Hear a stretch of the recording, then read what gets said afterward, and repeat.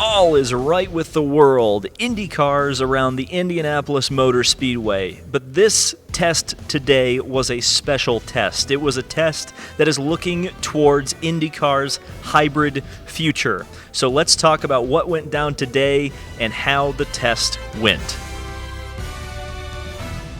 And welcome to day one of the Every Damn Day Tour. It's my promise to you, my commitment to you, that every damn day there are Indy cars racing around the Indianapolis Motor Speedway oval. I will be here and I will be providing coverage of that. Of course, we're here in the Indianapolis Motor Speedway Museum, one of my favorite places in the entire world because just look. I mean, this is incredible. If you're a racing fan, you've got to come here. And it's not just because they let me in the museum. I've been paying them plenty of money over the years coming in admission fees, believe me. So today was quite an interesting day. It wasn't Indy 500 testing in the traditional sense, at least for the 2021 event.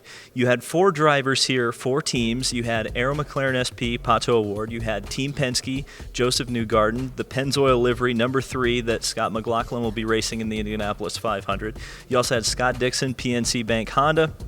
And you had the number 27 Napa car for Andretti Autosport of Alexander Rossi. And what were they doing today? Well, they were testing what a hybrid system might be like and how it might be integrated into the 2023 engine formula. Now, it's very important to note that no hybrid systems were installed on the cars today. How they went about attempting to kind of simulate the hybrid systems that we will eventually see on these cars is that they used push-to-pass. Now, we haven't seen a push-to-pass system used on the oval since 2011. And they don't plan on using a push-to-pass system going forward on the ovals. The reason they used the push-to-pass system was because they're expecting around a gain of 100 horsepower with a similar system to KERS. That's how they're kind of going to integrate hybrids into the Indy cars going forward. So today was really trying to figure out how and where that power could be applied and how the cars would race in somewhat of a simulation of cars having that extra 100 horsepower of hybrid boost. Now, I have to tell you that there wasn't a whole lot of running today. There weren't a whole lot of laps completed. Before the 12 o'clock lunch break, they essentially all went out. It wasn't necessarily single-car runs, but they weren't necessarily racing each other in a traditional sense either. It seemed like they were really staying in line and trying to gauge how each car would react in different places in the line. After the lunch break, they all went out together and seemed to be running a little bit harder.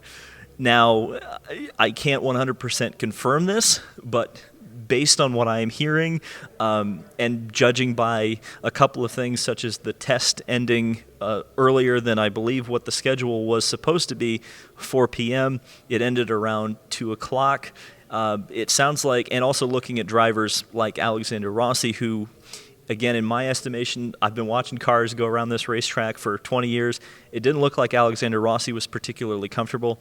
And in speaking to a few people off the record, it sounds like some of the drivers were not happy with whatever system they were using today.